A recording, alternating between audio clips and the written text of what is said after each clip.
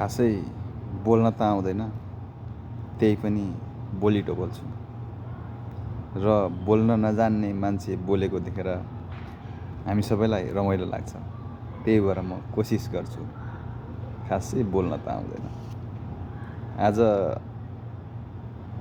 आजको मेरो कविताको शीर्षक छ युद्ध।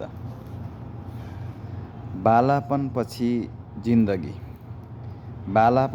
जिन्दगी युद्ध झैँ हुँदो रहेछ। बालापनपछि जिन्दगी युद्ध झैँ हुँदो रहेछ। जित्नकै लागि भनी आफ्नाहरूलाई छोड्नु पर्ने रहेछ। सँगै हाँस्ने खेल्ने उमेर त्यही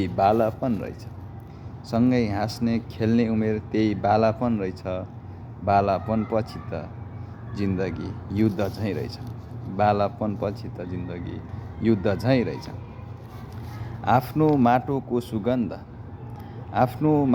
सुगन्ध भुल्नु पर्ने रहेछ। ती खोला खोल्सी नहरलाई कल्पी बाँच्नु पर्ने रहेछ। बालापनपछि त जिन्दगी साँच्चै युद्ध झैँ रहेछ।